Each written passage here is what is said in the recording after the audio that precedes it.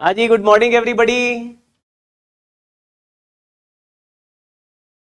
एक मिनट भैया। क्या है कि आज जो है,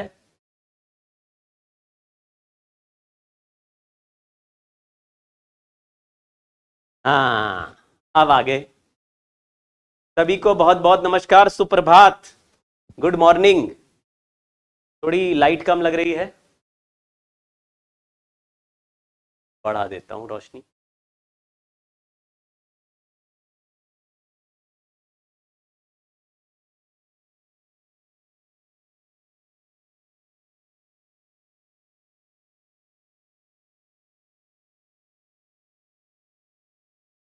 हाँ जी, आज के नए टॉपिक में सभी का स्वागत है। आज हम लोग करंट इलेक्ट्रिसिटी सीखेंगे। हाँ, तो लग रहा है आज आपके इलाके के आसपास बारिश हो रही है, तो बारिश में भाई भीगना नहीं।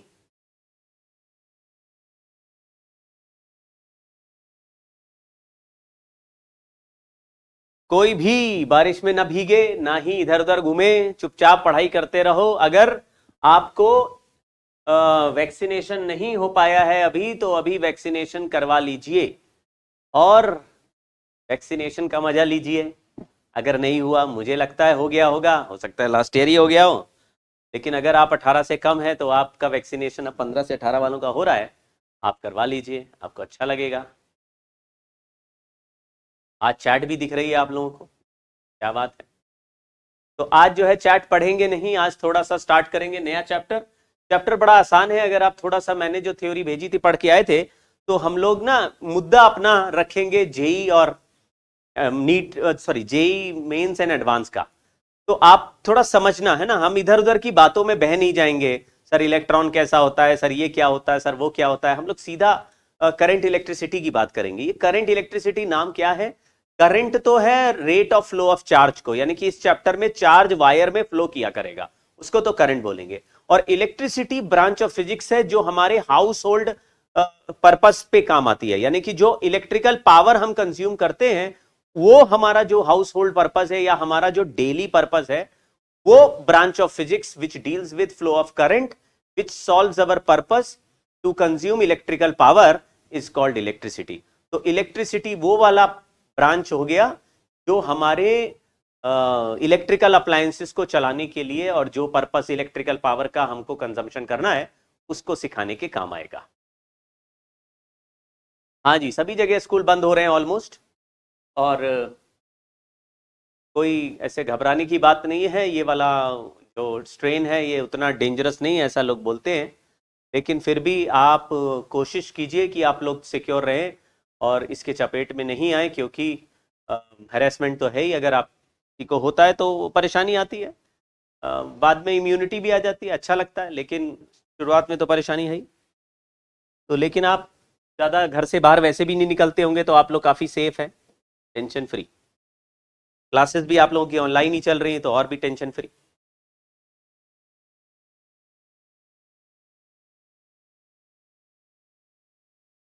Good morning. तो अभी हम लोग ने क्या किया कि करंट इलेक्ट्रिसिटी में जो सीखना है उसमें कुछ स्पेशल पॉइंट्स हैं जो आगे आगे चल के आते रहेंगे। हो सकता है आपने आज का हमारा वो थ्योरी जो मैंने भेजा था, 1 पेज का 2 पेज का, वो पढ़ लिया होगा। तो हम लोग आगे बढ़ते हैं और मेन मेन बातों से अपना कार्यक्रम स्टार्ट करते हैं। करंट किसको बोल रहे हैं? Rate of flow of charge, amount of charge passing through a particular cross section area in 1 second और यूनिट टाइम में। Rate of flow of charge is electric current. 1 second में जितने भी चार्ज फ्लो कर रहे हैं, आप ये देखो कि 1 सेकेंड में कितना चार्ज फ्लो करा, उसका नंबर ले लो, उससे चार्ज निकाल दो, बस वही हो गया rate of flow of charge. I is equal to D Q by T. बहुत ईजी है, लिखते चलना, कोई दिक्कत की बात नहीं, बहुत ईजी है। अभी शुरुआत में 10-15 मिनट काफी आसान चलेगा, इसलिए स्पीड बड़ी तेज चलेगी। ज्यादा कहानी अभी नहीं स्टार्ट करूंगा, बाद में एंटरटेनिंग कहानियां आएंगी, तब आपको मजा ज्यादा आएगा। ये सब चीजें पढ़ा हुआ है,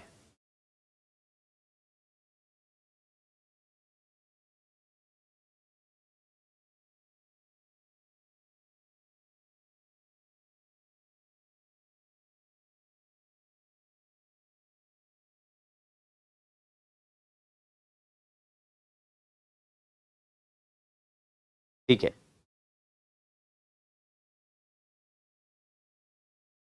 दूसरा है Q is equal to I D T area of I T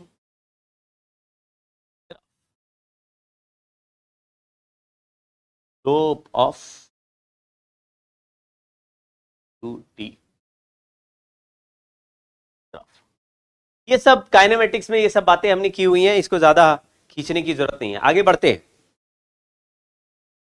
chat कैसे बंद करवाएं, मेरे कंट्रोल में नहीं भाई, मैं तो टेक्निकल ये सब जानता नहीं हूँ। मैं तो देसी टीचर हूँ, मास्टर अंगूठा टेक।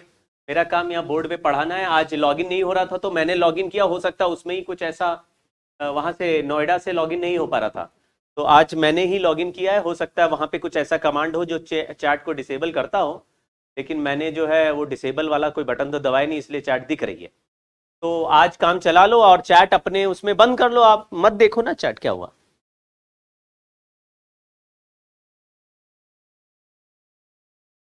हाँ, तो क्वेश्चन है कि चार्ज का फंक्शन दिया है, करंट पूछा है, आप डिफरेंशिएट कर दीजिए, ज्यादा दिमाग नहीं लगाइए, सिंपल सवाल आ सकता है। डिफरेंशिएट करा, आंसर आया 4t प्लस 0, टाइम का वैल्यू 2 लिखा, आंसर आया 8 एम्पियर। तो कूलम्स पर सेकंड को एम्पियर बोल दिया और हमारा आंसर आ गया। दूसरा लिखा है calculate the number of electrons crossing a given cross section area in 1 second. तो हमने बोला अगर n इलेक्ट्रॉन्स पास होते हैं 1 सेकेंड में तो चार्ज पर यूनिट टाइम यानी करंट का वैल्यू हो गया n into E. n is number of electrons passing पर सेकेंड, और एक इलेक्ट्रॉन का चार्ज मुझे पता है 1.6 into 10 rest power minus 19 coulomb होता है। तो नंबर का वैल्यू आ जाएगा 1/1.6 इंटू 10 रेस्ट पावर माइनस 19। तो इससे सॉल्व करोगे तो नंबर आ जाएगा, number of electrons crossing the cross section area in 1 second.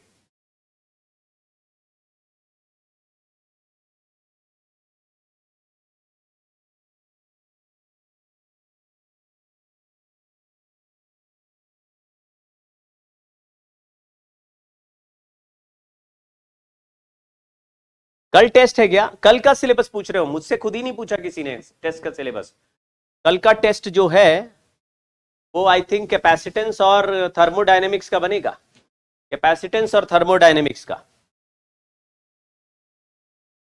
Capacitance and thermodynamics. ठीक है। Current through a wire depends on time as I is equal to I naught plus alpha T, where I naught is 10 ampere, alpha is 4 ampere per second. Find the charge crossing through the cross section of the wire in 10 seconds.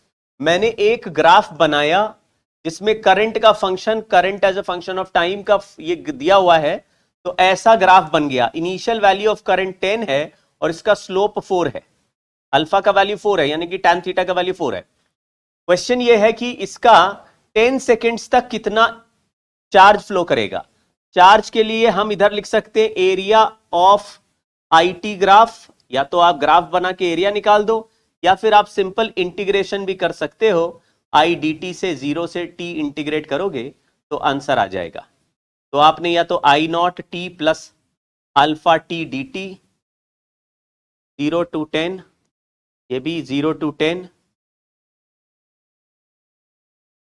तो I nought into t plus half alpha t square. I nought का value 10 है तो ये हो गया 100, और alpha का value 4 है, 4 रखा तो कैंसिल किया तो ये हो गया 200, यानी आंसर आया 300 कूलम। इसमें से देखें यहां पे वैल्यू 10 है और हर सेकंड में 4 इंक्रीज होता जाएगा, तो 40 इंक्रीज हो जाएगा। 10 इनिशियल है यानी फाइनल वैल्यू 50 हो गई। तो इनिशियल प्लस फाइनल बाय 2 करेंगे और ट्रेपीजियम का एरिया आ जाएगा। पैरेलल साइड्स का रेशियो 10 प्लस 50 बाय 2 इंटू 10, ये हो गया चार्ज। एरिया निकाल के चार्ज आया 30 इंटू 10 हो गया 300 कूलम।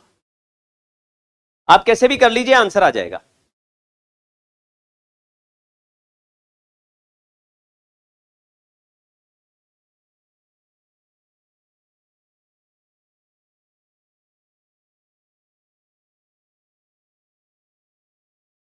चलिए, दूसरा इंपॉर्टेंट फैक्टर है इसमें current density which is called current per unit area. ये एक इंपॉर्टेंट टर्म है, करंट पर यूनिट एरिया। ये करंट पर यूनिट एरिया एक तरह का वेक्टर क्वांटिटी है।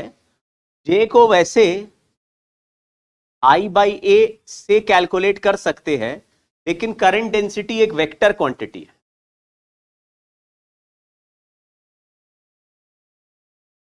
और इसका direction along the direction of velocity of positive charge या फिर अपोजिट टू नेगेटिव चार्ज, क्योंकि करंट जब होगा तो चार्ज फ्लो करेगा, अपोजिट टू नेगेटिव चार्ज या फिर अलोंग द करंट। तो अगर किसी वायर में करंट आई फ्लो कर रहा है तो ये आई वेक्टर क्वांटिटी नहीं है, तो ये आई का डायरेक्शन नहीं है, ये इसके करंट डेंसिटी का डायरेक्शन है। और current per unit area is current density, वो एक वेक्टर क्वांटिटी। अगर एरिया वेक्टर करंट डेंसिटी यानी करंट फ्लो के डायरेक्शन से किसी थीटा एंगल पे हो तो करंट का वैल्यू डॉट प्रोडक्ट से जे डीएस, ये मान लो डीएस है, डीएस कॉस थीटा ऐसे हो जाएगा। डॉट प्रोडक्ट है यहां बच्चों, ये डॉट प्रोडक्ट है।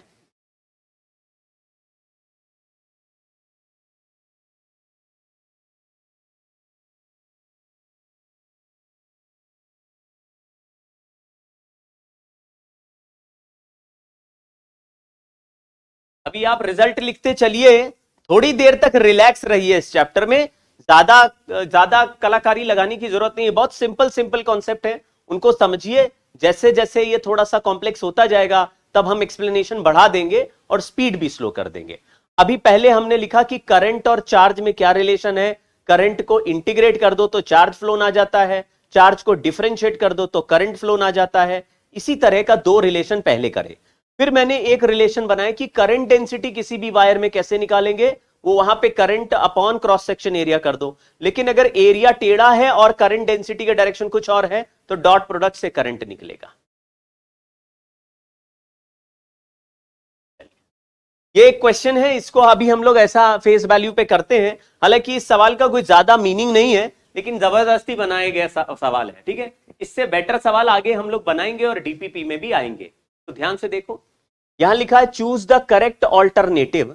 इधर में एक वायर में करंट I1 आ रहा है और इधर से एक वायर में करंट I2 आ रहा है। I2 इधर से जा रहा है, I1 इधर से एंटर कर रहा है। I1 मतलब जितने नंबर ऑफ इलेक्ट्रॉन्स एक सेकंड में एंटर करते हैं वो I1 है, और जितने नंबर ऑफ इलेक्ट्रॉन्स इस क्रॉस सेक्शन एरिया से बाहर निकलते हैं वो I2 है। और यहां पे करंट डेंसिटी J1 है और यहां J2 है। लेकिन आप कहेंगे ये बिल्कुल वैसा ही है जैसे कि हम लोग बोलते थे कि रेट ऑफ फ्लो यानी कि वॉल्यूम पर सेकेंड। आपने अगर लिक्विड वाला चैप्टर पढ़ा हो, फ्लूइड वाला, तो वहां पे रेट ऑफ फ्लो का फॉर्मूला होता था एरिया इंटू वेलोसिटी, यानी area into velocity rate of flow होता था। जहां पे एरिया कम है वहां वेलोसिटी ज्यादा। यहां पे करंट का वैल्यू एरिया इंटू जे है, यानी current into area dot current density है। तो जितना पानी एंटर करेगा उतना ही पानी बाहर जाएगा अगर ये पूरा भरा हुआ है तो, यानी कि जितना करंट एंटर करेगा उतना ही करंट बाहर जाएगा। लेकिन एरिया जहां पे छोटा है वहां पर वेलोसिटी ज्यादा होगी या वहां पे जे का वैल्यू ज्यादा हो जाएगा। तो J1 is greater than J2, क्योंकि A1 का एरिया कम लग रहा है तो इधर का करंट डेंसिटी ज्यादा हो गया।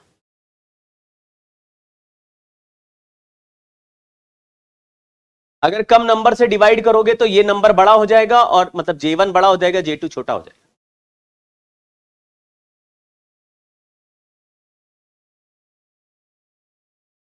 तो ये लल्लू सवाल है, इस सवाल का कोई ज्यादा मीनिंग नहीं है। आगे चल के इससे भी बेटर सवाल बन सकते हैं, लेकिन करंट डेंसिटी का और करंट का एक पिक्चर हो गया क्या कि जितने नंबर ऑफ इलेक्ट्रॉन्स आते हैं वो नंबर डिस्ट्रॉय नहीं हो सकता, वो नंबर कम ज्यादा नहीं हो सकता। तो जो एक साइड से करंट एंटर करेगा वही दूसरे साइड से निकलेगा।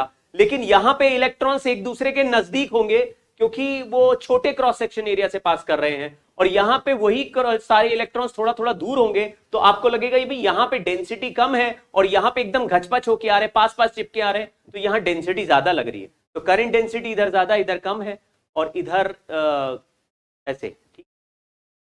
चलिए एक क्वेश्चन और करते हैं।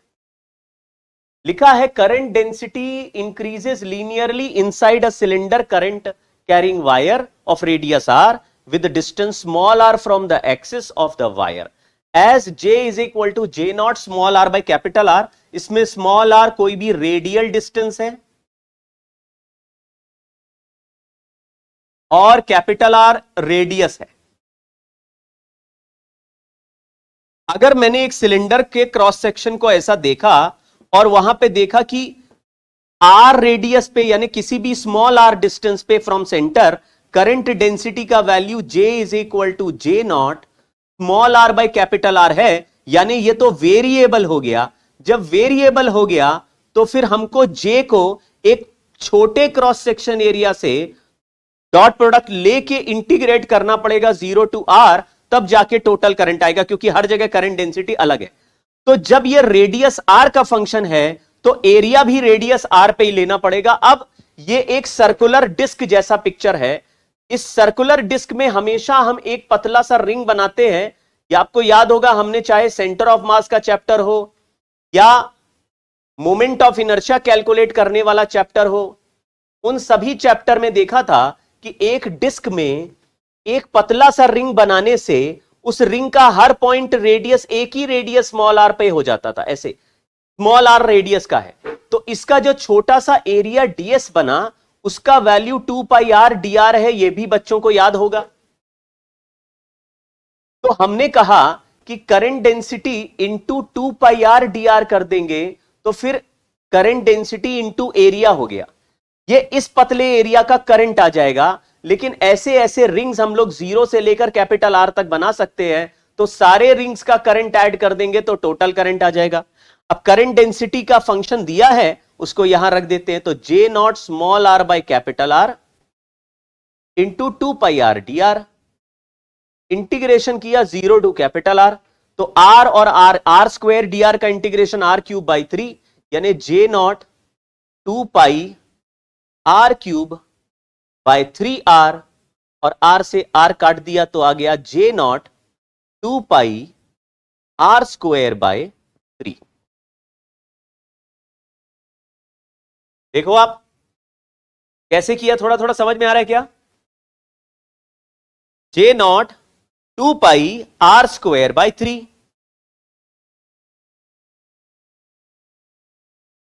बहुत बढ़िया Nikhil, very good. Aishwari very good.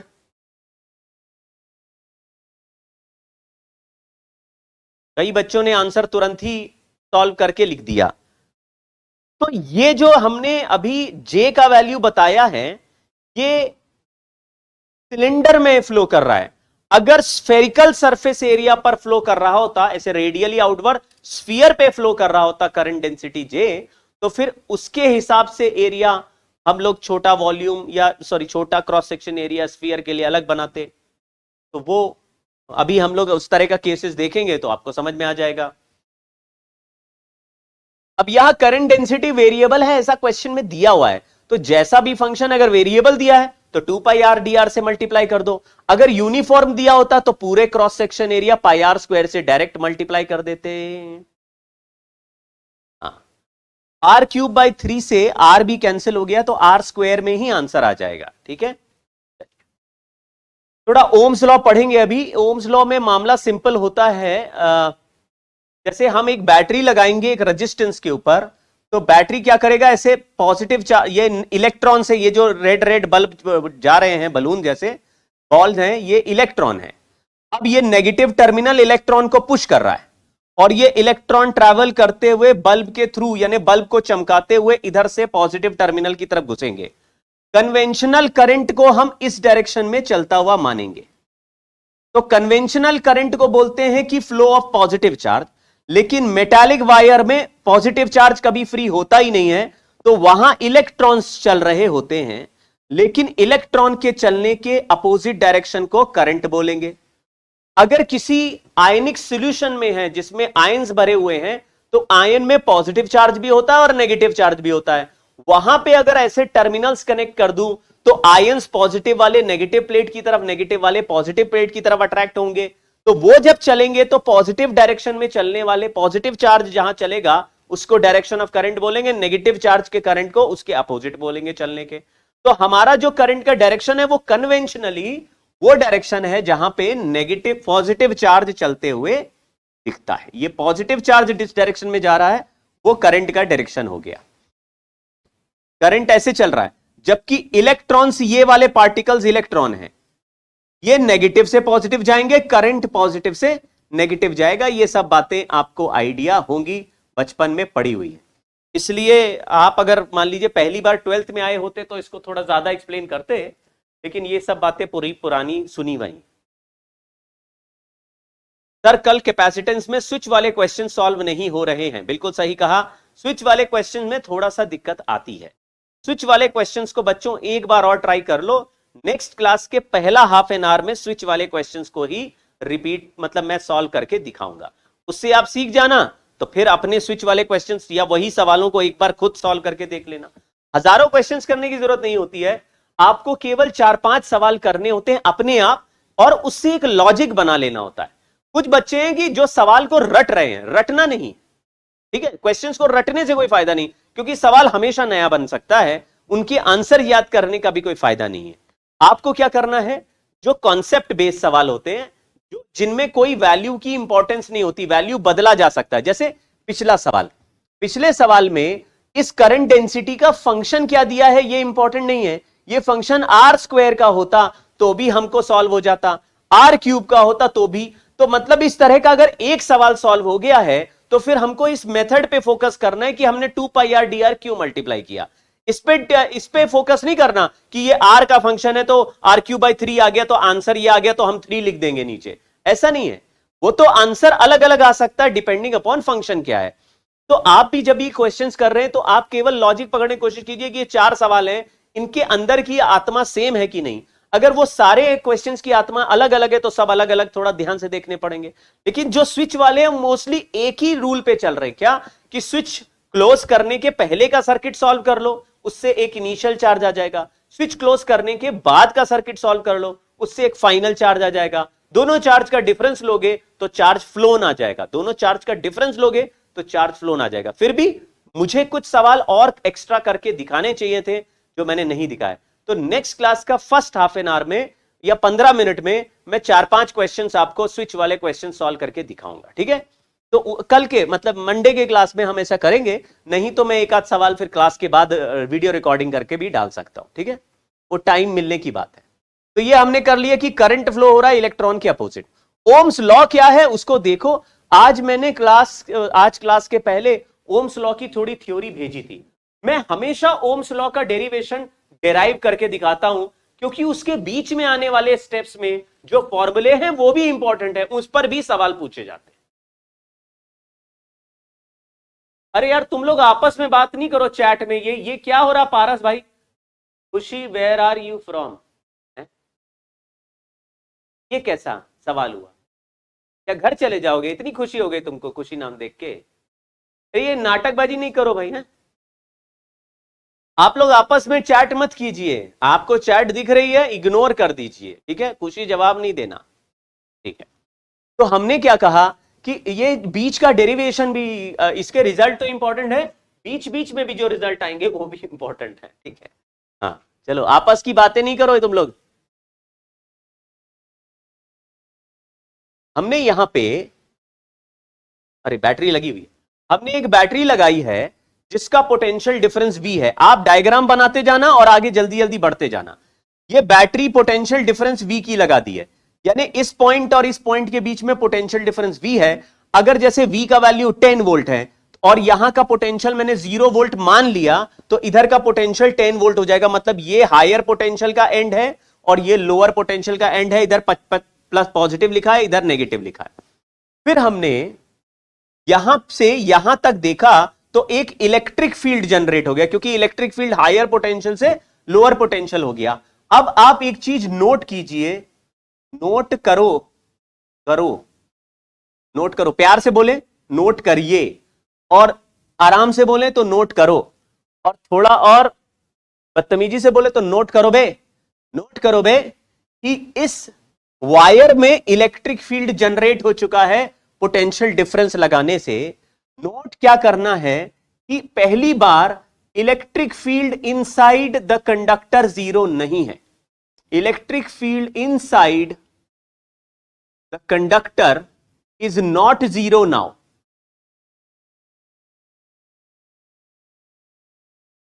तो जीरो सर पहले कहां होता था? इलेक्ट्रोस्टैटिक्स और कैपेसिटेंस के पूरे चैप्टर में हमेशा electric field inside the conductor zero है, लेकिन वहां पर भी मैंने बोला कि आपको ये वाला जो चीज है electric field inside the conductor zero है, ये वाला चीज केवल इलेक्ट्रोस्टैटिक्स में ही बोलना है। अंधेरा बढ़ा देते हैं, क्या दिख नहीं।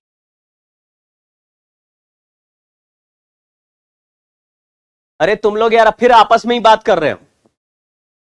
मैं जो बोल रहा हूं उसका रिएक्शन देने की जरूरत नहीं है। मैंने तो आराम से अपने भाई को समझाया है कि नो क्रॉस टॉकिंग, आपस की बातें नहीं करो। यहां पे क्या लिखा कि नोट करो electric field inside the conductor is not zero now. तो केवल इलेक्ट्रोस्टैटिक्स में जीरो होता है, यहां जीरो नहीं है। चलिए अब हमने क्या कहा कि जब इस कंडक्टर के अंदर इलेक्ट्रिक फील्ड ई आ गया, ये ई है इलेक्ट्रिक फील्ड, आप बनाते चलना, इलेक्ट्रिक फील्ड ई है। ये कंडक्टर का क्रॉस सेक्शन एरिया बिल्कुल यूनिफॉर्म है, इसका ऊपर पोटेंशियल डिफरेंस भी यूनिफॉर्म है, तो इसके अंदर इलेक्ट्रिक फील्ड भी ऑलमोस्ट यूनिफॉर्म चल रही है। अब इस इलेक्ट्रिक फील्ड का वैल्यू हम dv बाई डी आर के हिसाब से v बाई एल लिख देंगे। पहला रिलेशन ये लिख दो। आपने बैटरी लगाई पोटेंशियल डिफरेंस v की, बैटरी क्या होता है अभी मैं सिखाऊंगा, लेकिन मान लीजिए बैटरी एक ऐसा मैजिकल डिवाइस है जिसको लगाने से कंडक्टर के अक्रॉस एक पोटेंशियल डिफरेंस आ जाता है। एक पोटेंशियल डिफरेंस 10 वोल्ट का बैटरी है तो 10 वोल्ट का पोटेंशियल डिफरेंस आएगा, 20 वोल्ट का है तो 20 वोल्ट का आएगा। ठीक है, अब यहां पे जैसे ही पोटेंशियल डिफरेंस आ गया तो हमको यह भी पता है कि पोटेंशियल डिफरेंस केवल इलेक्ट्रिक फील्ड की वजह से बनता है। इसका मतलब इसके अंदर इलेक्ट्रिक फील्ड होना चाहिए, तो पोटेंशियल डिफरेंस है तो इलेक्ट्रिक फील्ड आ जाएगा। अब इलेक्ट्रिक फील्ड इसके अंदर मैंने मान लिया ई आ गया, तो ई का value dv by D R होता है, पोटेंशियल डिफरेंस v है और लेंथ इस पूरे रॉड का l है, तो v बाई एल हो गया। पोटेंशियल डिफरेंस है तो इलेक्ट्रिक फील्ड जीरो नहीं हो सकता। पोटेंशियल डिफरेंस तो है ही, कैसे पता है? बैटरी लगा रखी है तो पोटेंशियल डिफरेंस है, पोटेंशियल डिफरेंस है तो इलेक्ट्रिक फील्ड है। ऐसे समझो, जिद ना करो।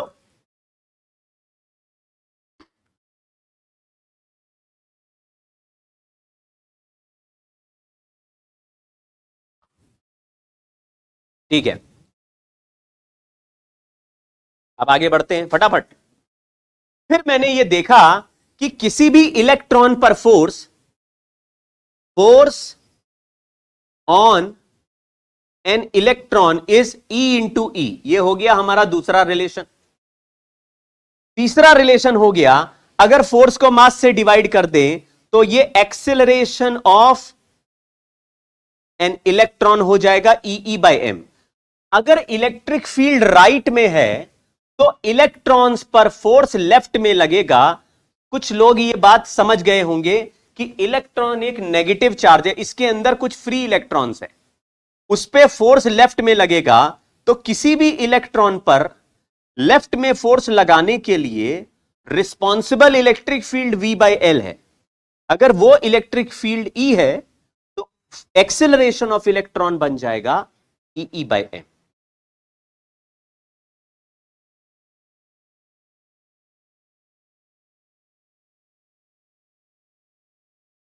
ठीक है,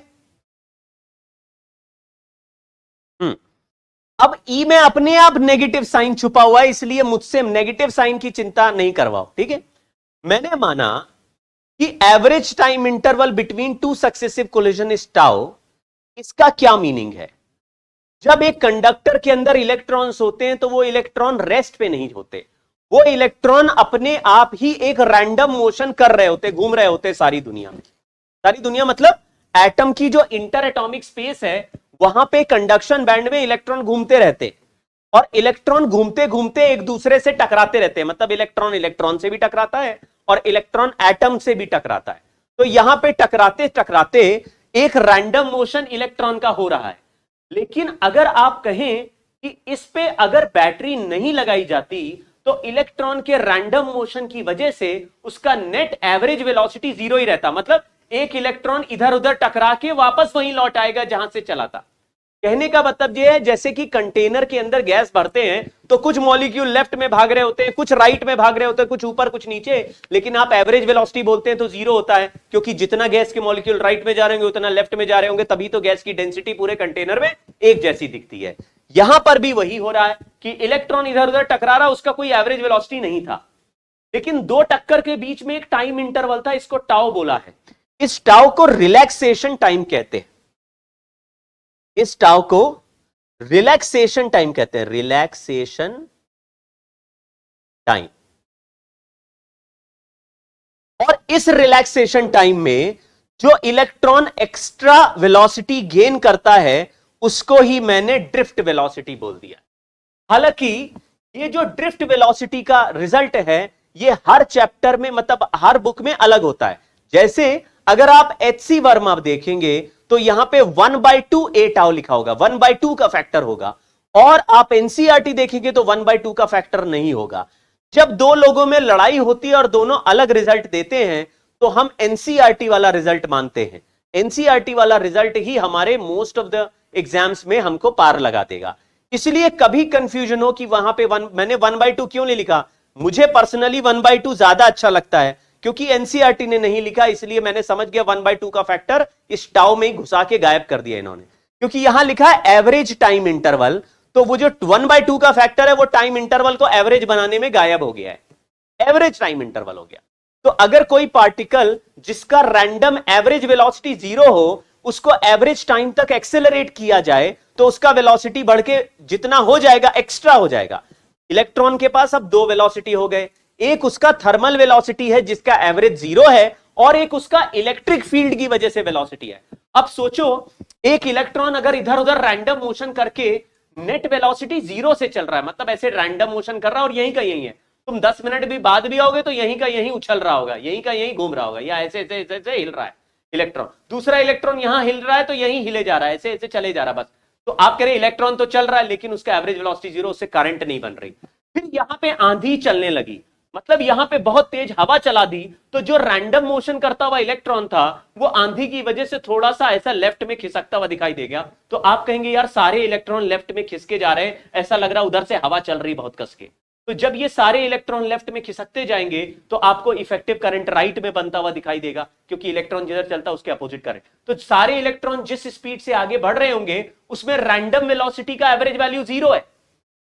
जो हवा चल रही है वो इलेक्ट्रिक फील्ड वाला इफेक्ट से हवा चल रही है कस के, आंधी चल रही है इधर, तो इलेक्ट्रॉन यहां यहां जो पत्ते की तरह उड़ रहा था वो अब थोड़ा थोड़ा लेफ्ट में खिसकता हुआ चलता जाएगा, रैंडम मोशन भी करता जाएगा लेकिन थोड़ा शिफ्ट होता जाएगा। तो जिससे शिफ्ट हो रहा है वो वेलोसिटी जो एक्स्ट्रा एक्सेलरेशन से आई वही वाली average velocity is called drift velocity.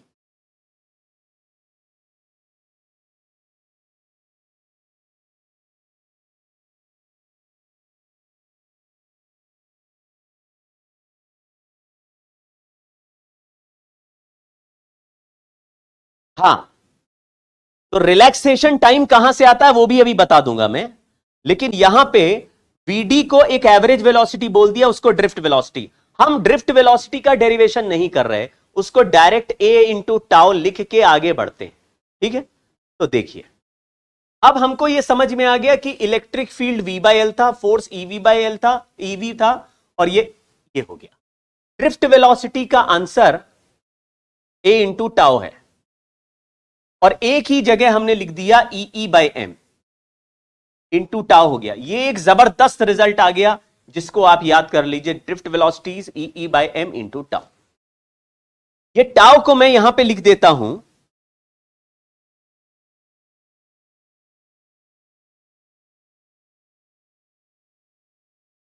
पहले से ही लिख के लाए। Due to random motion, electrons collide with atom. Average interval between two successive collision in tau. Tau is called relaxation time.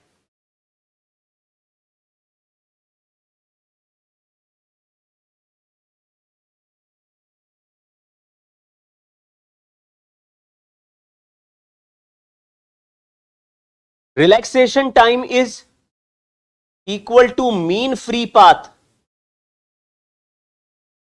Upon thermal speed. इसको थोड़ा दिमाग में रखिए। रिलैक्सेशन टाइम इज, यानी दो कोलिजन के बीच में एक इलेक्ट्रॉन एक एटम से टकरा के जब दूसरे एटम से टकराएगा, ये इलेक्ट्रॉन पहले एक एटम से टकराया फिर दूसरे एटम से टकराया, तो यहां से यहां के बीच में टाइम टाउ है, तो इसके बीच में इसका चलने का जो वेलोसिटी है वो थर्मल वेलोसिटी है, और इनके बीच में एक ऐसा डिस्टेंस है जहां पे बीच में कोई कोलिजन नहीं हो रहा, इस डिस्टेंस को हम बोलते हैं मीन फ्री पाथ। तो मीन फ्री पाथ का डिस्टेंस को अगर थर्मल स्पीड से कवर करोगे तो जो टाइम लगेगा दो कोलिजन के बीच में वो टाउ हो जाएगा।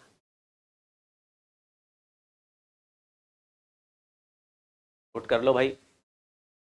इस स्लाइड में तो ज्यादातर कॉन्सेप्ट वही, ये बातें वही लिखी हैं जो पिछले स्लाइड में हम लिख चुके हैं, इसलिए इस स्लाइड में ज्यादा नोट करने का है नहीं। Tau is equal to lambda by V thermal लिख लीजिए। लैम्डा का मतलब मीन फ्री पाथ, थर्मल का मतलब थर्मल वेलोसिटी।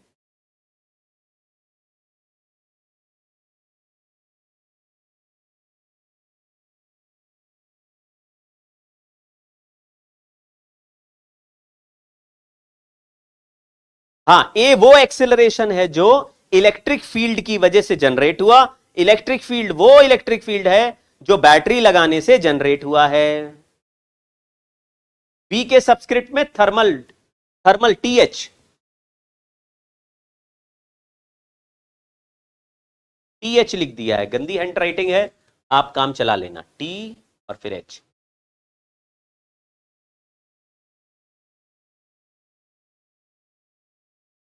सर नोटिफिकेशन में जो टेस्ट सिलेबस है वो डिफरेंट है, क्या दिया नोटिफिकेशन में फिर भाई? वही मान लो, वही है, हमको पता नहीं ना, मैंने बोला तो। तू नहीं समझ में आया।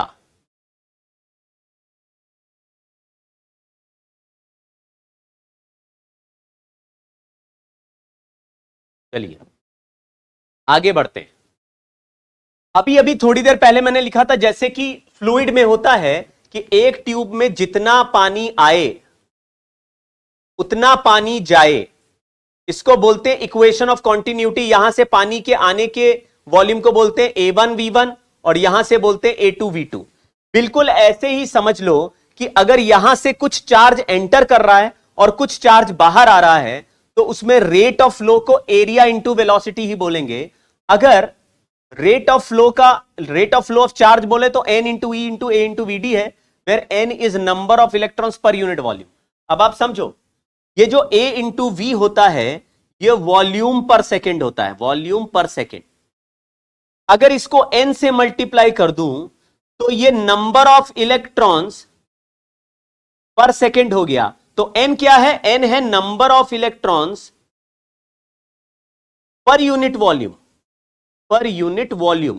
तो मैंने जब इसको AV से मल्टीप्लाई किया तो नंबर हो गया पर यूनिट वॉल्यूम, AB है वॉल्यूम पर सेकेंड, तो वॉल्यूम से वॉल्यूम कैंसिल हो गया, ये नंबर पर सेकेंड आ गया। नंबर ऑफ इलेक्ट्रॉन पर सेकेंड को अगर मैं इलेक्ट्रॉन के चार्ज से मल्टीप्लाई कर दूं तो ये हो गया amount of charge flowing per second, amount of charge per second.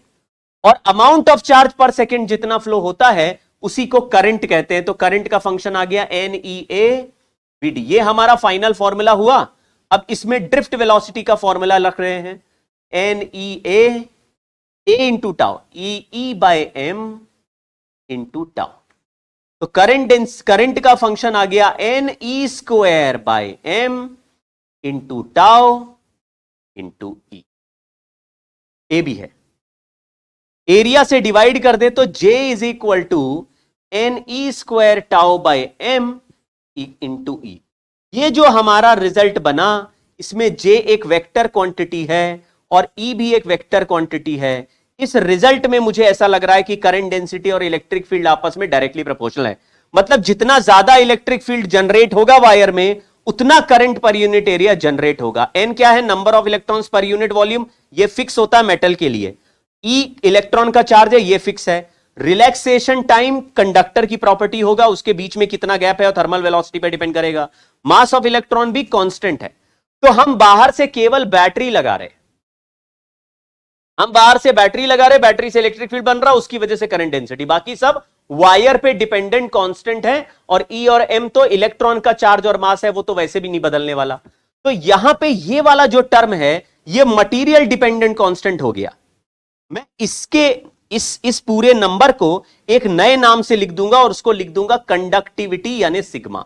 तो मैं अब एक रिलेशन लिख रहा हूं, J इज इक्वल टू एक ऐसा कांस्टेंट बना दिया जो मटेरियल पे डिपेंड करता है और इंटू ई लिख दिया। ये रिजल्ट जैसे ही बना और इसको सिग्मा को कंडक्टिविटी लिख दिया, तो इस रिजल्ट का नाम ही ओम्स लॉ हो गया। लेकिन सर हमने तो ओम्स लॉ सुना है, V is equal to I R. हाँ, यह माइक्रोस्कोपिक ओम्स लॉ हो गया। ये किसी भी वायर के एक पॉइंट पर काम करेगा। ये सारे रिजल्ट इंपॉर्टेंट है, अभी इन पर बेस्ड सवाल करेंगे, लेकिन थोड़ा पहचानना पड़ेगा आपको। यहां J is equal to some constant into e है। ई हम बाहर से लगाएंगे तो n e tau by m wire के अंदर वाली प्रॉपर्टी पे डिपेंड कर रहा है। ये हम चेंज नहीं कर सकते बाहर से। हम बैटरी बाहर से लगा सकते हैं तो ई बदल सकते हैं, लेकिन number of electrons per unit volume हमारे कंट्रोल में नहीं है, वो तो वायर का है। इलेक्ट्रॉन का चार्ज वायर के अंदर है, टाउ वायर का है अंदर, जो कितनी जगह है, कितना टक्कर होगा। एम ये मास ऑफ इलेक्ट्रॉन है, ये भी फिक्स है। जे करंट डेंसिटी जो बनेगी, कितना current per unit area flow करेगा, वो डिपेंड करेगा इलेक्ट्रिक फील्ड पे, आपस में डायरेक्टली प्रोपोर्शनल हो गए। इसी को हमने ओम्स लॉ कह दिया। कंडक्टर के लिए ये जो कंडक्टिविटी है ये एक कांस्टेंट की तरह काम करे, वेक्टर फॉर्म में ओम्स लॉ है। अब मैं इसको दोबारा लिखता हूं तो J is equal to sigma e लिख दिया, और J is equal to E by rho भी लिख सकते हैं। अब इसमें रो क्या है, ये दो तरह के हो गए। सिग्मा को मैंने 1 बाय रो लिख दिया और रो का वैल्यू हो गया रेजिस्टिविटी। इलेक्ट्रोस्टैटिक्स सॉरी इलेक्ट्रिसिटी में रेजिस्टिविटी ज्यादा फेमस कांस्टेंट है एज कंपेयर टू कंडक्टिविटी। तो रेजिस्टिविटी इज रेसिप्रोकल, उसको ही ज्यादा दिमाग में रखेंगे, वो ही ज्यादा फेमस टर्म है। J is equal to E by rho, J is equal to sigma E, ये दोनों ओम्स लॉ है। ये एक पॉइंट पर काम करते, एक ही पॉइंट।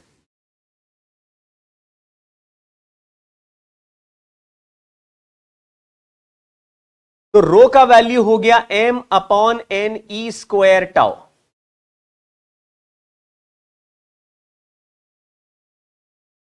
सिग्मा का रेसिप्रोकल।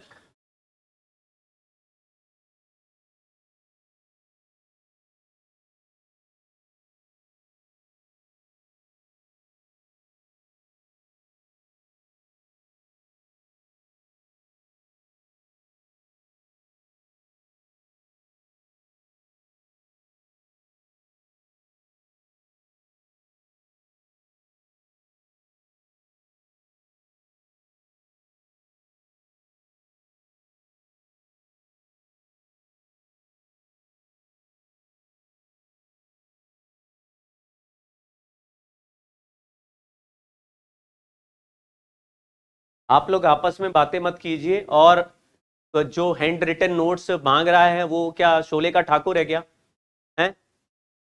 हैंड तुम्हारे पास है तो तुम अपना हैंड रिटन बनाओ ना नोट्स। भाई ये क्या नाटक कर रहे हो? तुमको दूसरे का नोट से क्या मतलब है?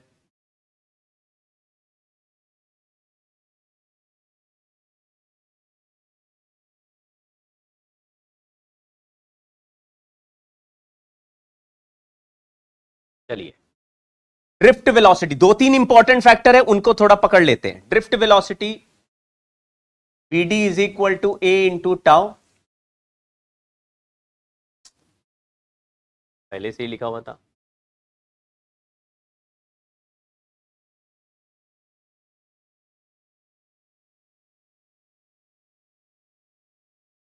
Drift velocity is I upon N E A, J upon N E. ऐसे जितने भी पॉसिबल वेरिएशन हो सकते हैं उनको एक एक बार लिख के देख लेना चाहिए, जिससे कि हमारे दिमाग में ये मतलब ये बना रहे कि अलग अलग वेरिएबल के टर्म्स में ड्रिफ्ट वेलोसिटी का सवाल पूछा जा सकता है। एक और ड्रिफ्ट वेलोसिटी का रिलेशन है जिसको हम आगे इस पेज में पढ़ रहे हैं, तो पहले ये लिख लो।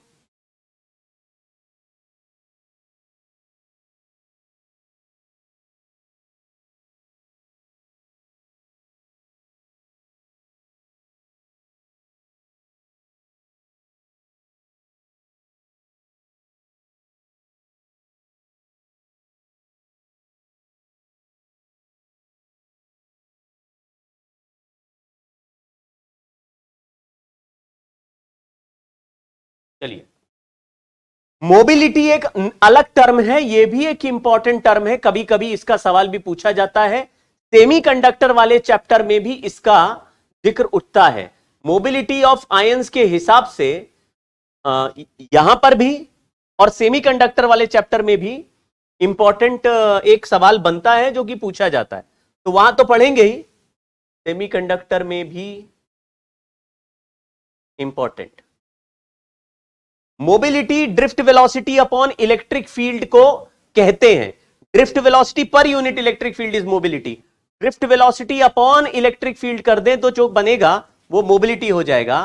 तो यहां पे मोबिलिटी का आंसर आ जाएगा ई टाउ बाई एम, और मोबिलिटी भी किस पे डिपेंड करेगा?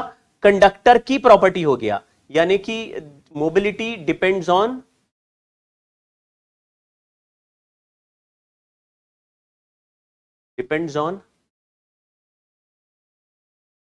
Conductor and temperature.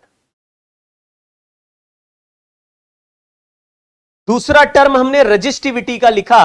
रजिस्टिविटी जो आ रही है वो भी एक कांस्टेंट है, depends on conductor and temperature. Depends on conductor and temperature.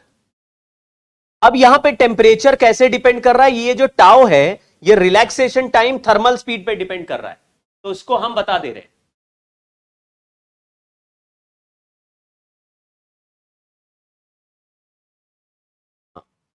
यहां पे एन ई स्क्वायर टाउ ये पूरा कांस्टेंट है जो टाउ पे डिपेंड कर रहा है। टाउ होता था लैम्डा बाय वी थर्मल, और वी थर्मल प्रोपोर्शनल होता है रूट ऑफ टेम्परेचर। ये हमने एटॉमिक स्ट्रक्चर उसमें भी पढ़ा होगा, गैसियस स्टेट में, कि कोई भी मॉलिक्यूल जो चलते हैं उनकी वेलोसिटी थर्मल स्पीड जो है टेम्परेचर के रूट पर डिपेंड करती है। ऐसे ही फ्री इलेक्ट्रॉन्स की भी वेलोसिटी किसी भी कंडक्टर के अंदर टेम्परेचर के रूट पे डिपेंड करती है। फॉर्मूला सिमिलर होता है 1/2 kT, जैसा कि गैस मॉलिक्यूल्स का 1 डिग्री ऑफ फ्रीडम पे काइनेटिक एनर्जी आपने पढ़ा है, जब आप पढ़ा होगा ना थर्मोडायनेमिक्स, तो थर्मोडायनेमिक्स में ये सीखा होगा कि काइनेटिक एनर्जी पर मॉलिक्यूल इज 1/2 kT पर डिग्री ऑफ फ्रीडम। यहां पे थर्मल वेलोसिटी टेम्परेचर के रूट के बिल्कुल वैसे ही प्रोपोर्शनल है, 1/2 kT ही होती है। चलिए, ये टेम्परेचर के प्रोपोर्शनल है, तो अगर मैं टेम्परेचर बढ़ा दूं तो थर्मल वेलोसिटी बढ़ जाएगा, थर्मल वेलोसिटी बढ़ जाएगा तो रिलैक्सेशन टाइम घट जाएगा। मतलब टेम्परेचर बढ़ाने से रिलैक्सेशन टाइम घट जाता है।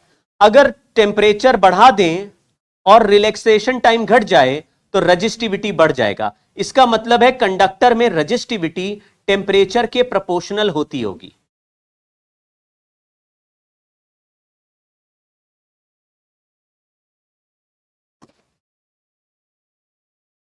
ये जो टर्म मैंने बोला ये कंडक्टर के लिए ट्रू है।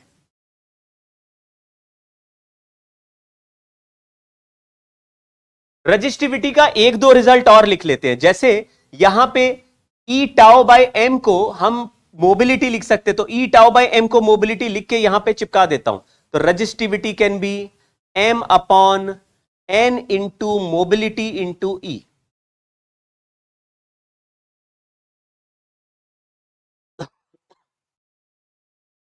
रजिस्टिविटी इज ई बाय जे।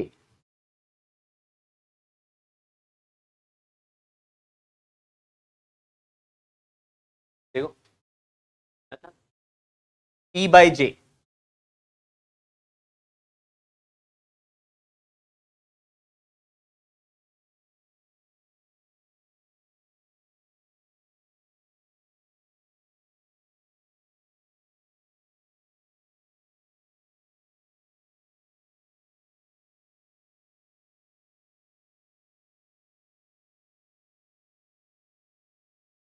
हाँ, चलिए अब हम लोग आगे बढ़ते हैं और अब कुछ मजेदार सवाल करते हैं। अब आएगा मजा। मैंने VRMS लिखा, मैंने नहीं लिखा, तुम लोग लिख रहे हो। चलिए, drift speed of electron when current 1.5 ampere flows in copper wire of cross section area 5 millimetre square is V। If electron density यानी n का value is 9 × 10⁻28 and value v का वैल्यू बताना मिलीमीटर पर सेकेंड में, और electron का charge दिया हुआ है। अब यहां पे ड्रिफ्ट वेलोसिटी का सवाल पूछा है, ड्रिफ्ट वेलोसिटी का। मैं पीछे देखता हूं तो ड्रिफ्ट वेलोसिटी के कई सारे फॉर्मूले हमारे पास हैं, लेकिन करंट डेंसिटी के टर्म्स में कोई एक फॉर्मूला हमें ढूंढना है। तो यहां पे देखा था J/NE है या I/NEA है। तो आप देखो इसमें करंट का वैल्यू I दिया है, क्रॉस सेक्शन एरिया का वैल्यू भी A दिया है, और N का वैल्यू भी दिया है। तो हमारे को ड्रिफ्ट वेलोसिटी का वैल्यू हो गया I/NEA। तो I की जगह लिख दिया 1.5 एम्पियर, और N की जगह लिख दिया नंबर विच इज 9 × 10⁻28, और क्रॉस सेक्शन एरिया का वैल्यू लिख दिया, इलेक्ट्रॉन का चार्ज लिख दिया 1.6 × 10⁻−19 कूलम, और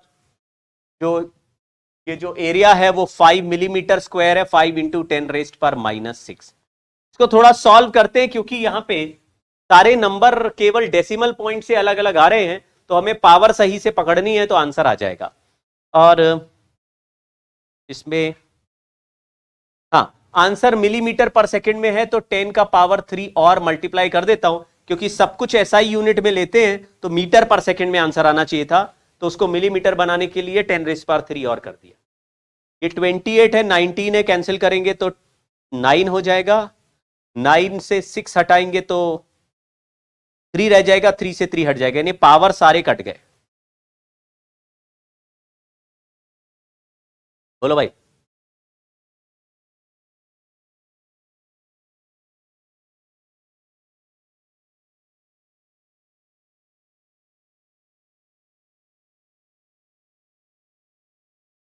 मैंने m लिख दिया क्या रजिस्टिविटी में? हाँ, ये गलत कर दिया, यहां पे 1 है।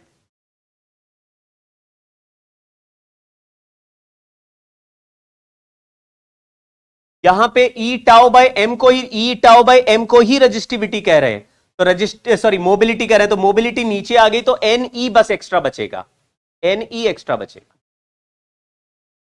है ना।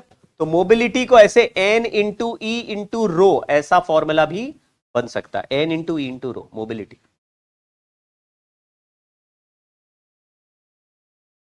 चलिए,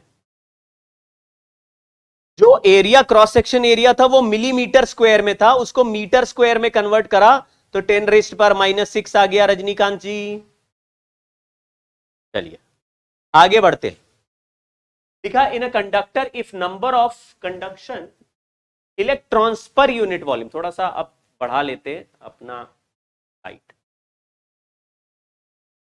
इन a conductor if number of conduction electrons per unit volume is इतना, मीन फ्री टाइम इज इतना, तो रजिस्टिविटी का वैल्यू बताओ। इलेक्ट्रॉन का मास भी दिया और इलेक्ट्रॉन का चार्ज भी दिया है। कोई ऐसा फॉर्मूला है जो कि रजिस्टिविटी बताता हो? आपने कहा m/NE²τ।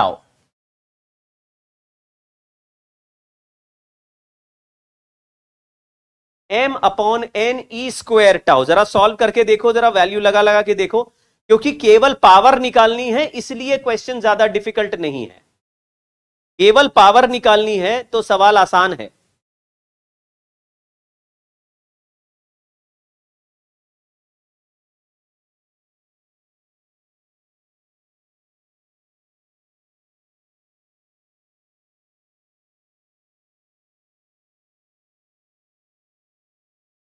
रजिस्टिविटी mNE²τ, जरा वैल्यू एक बार रख के देखो।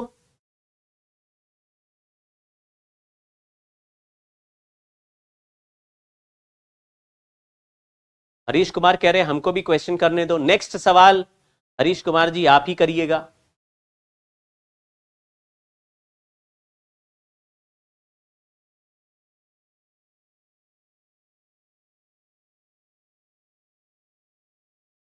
चलिए आगे बढ़े।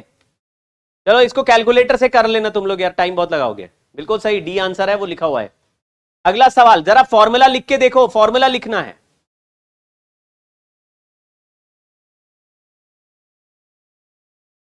कंडक्शन इलेक्ट्रॉन पर यूनिट वॉल्यूम लिखा है भाई, कंडक्शन इलेक्ट्रॉन पर यूनिट वॉल्यूम लिखा है, यानी n का वैल्यू दिया है, पर यूनिट टाइम नहीं है। चलो current 5 ampere passes through copper conductor of resistivity इतना और radius of cross section 5 millimetre. Find mobility of charge if their drift velocity is 1.1 into 10 raised power -3.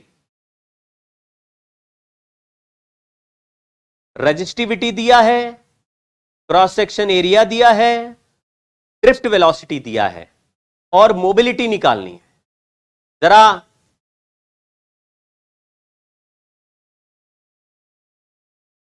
Femto second का मतलब है 10 का पावर -15. आपने अगर न्यूक्लियर फिजिक्स पढ़ोगे तो वहां पे एक टर्म आता है फेम्टोमीटर एफएम, यानी फर्मी. जैसे बोलते हैं कि जो न्यूक्लियस के अंदर प्रोटॉन और न्यूट्रॉन होते हैं उनके बीच का जगह फेम्टोमीटर, FEMTO मीटर, फेम्टोमीटर 10 का पावर -15. ये तो फेमस टर्म है भाई. जैसे नैनो और फिर नैनो के बाद पिको और पिको के बाद femto. Nano, pico, femto, femtometre. ऐसे यहां पे फेम्टो सेकेंड बोला तो 10 का पावर -15.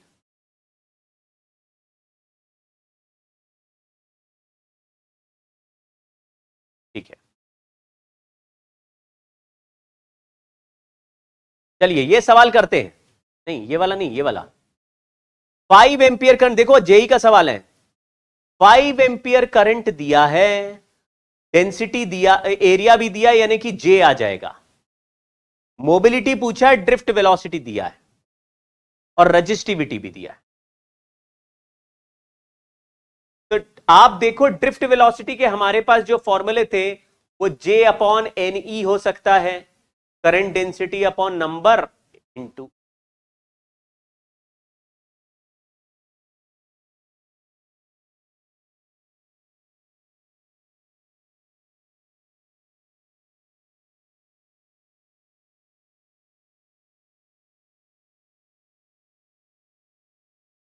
हाँ, तो फिर इसको सॉल्व करो भाई. यहां पे दिया है ये ऐसे रजिस्टिविटी या मोबिलिटी का फॉर्मूला होता है drift velocity upon electric field, और इलेक्ट्रिक फील्ड होता है j into resistivity. J into resistivity, ये अभी अभी हमने पढ़ा था कि J is equal to E by rho है, शायद आपको याद होगा. तो रो इधर मल्टीप्लाई कर दिया तो drift velocity J upon rho. J होता है करंट अपॉन एरिया, तो drift velocity upon current upon area into rho. वैसे मोबिलिटी का फॉर्मूला था drift velocity upon electric field.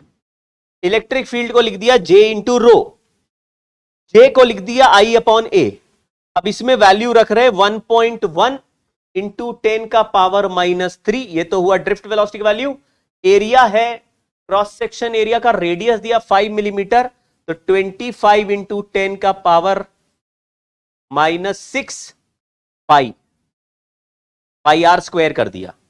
और करंट का वैल्यू दिया 5 एम्पियर और रजिस्टिविटी का वैल्यू दिया है 1.7 into 10 raised power -8.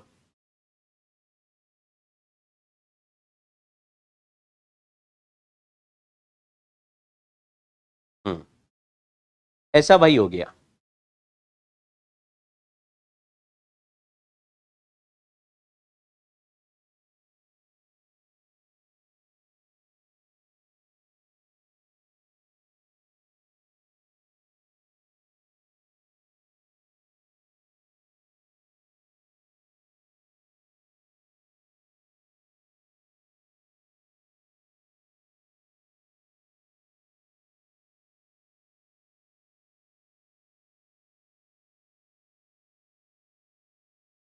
Pradeep Singh, इधर उधर की बातें नहीं. कैलकुलेशन थोड़ा गंदा जरूर है, लेकिन 4 नंबर भी मिलेंगे तो बहुत मजा आएगा और आपका सिलेक्शन हो जाएगा. आपको लगेगा वाह, फ्री का सवाल था, सिंपल फॉर्मूला लगाया, खड़ाक से सिलेक्शन हो रहा है. 4 नंबर मिल गए, लोगों से 4000 रैंक बेटर आ गई. अब हम आराम से रसमलाई खाते हैं। पर्श कोटिया कह रहे कुछ नहीं समझ में आया सर, ये क्या लिखा है ये सब। चलो जी भजन करो आप। कैसे? ये फॉर्मूला है मोबिलिटी का। मोबिलिटी थोड़ा याद रखना है। Mobility is drift velocity per unit electric field. एक फॉर्मूला याद रखो, बाद में उनमें से वैल्यूज रिप्लेस करो। Drift velocity per unit electric field.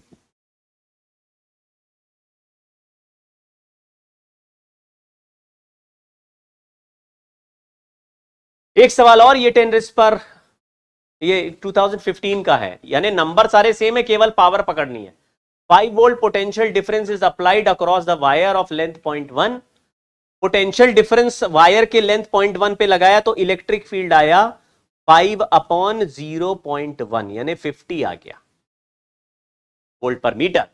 Drift velocity VD का वैल्यू भी दिया हुआ है। अब बोल रहा है इलेक्ट्रॉन डेंसिटी यानी एन का वैल्यू भी दिया हुआ है। तो रजिस्टिविटी ऑफ द मटेरियल बताइए। रजिस्टिविटी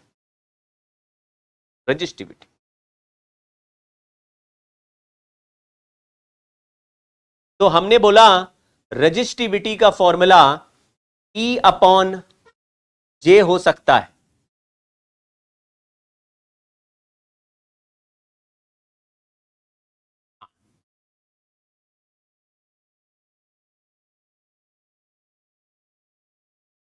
अच्छा, और J को NeVd भी लिख सकते हैं। तो यहां E/NeVd लिख दिया, क्योंकि करंट का फॉर्मूला था NeAVd।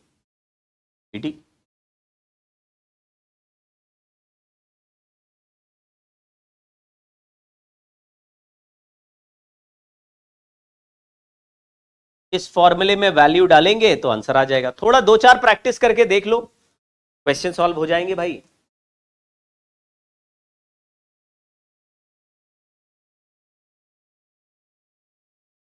Vd 2.5 दिया हुआ है।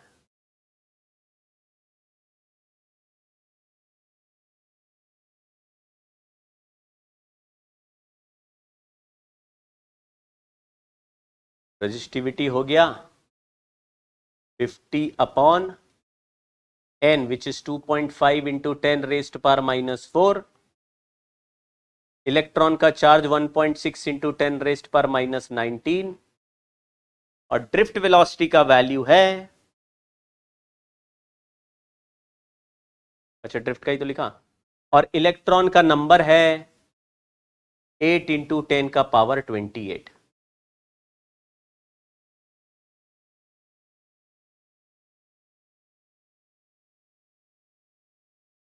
फाइव ऊपर चला जाएगा। 50/8 into 2.5 into 1.6 ऊपर चला गया 10 का पावर -5।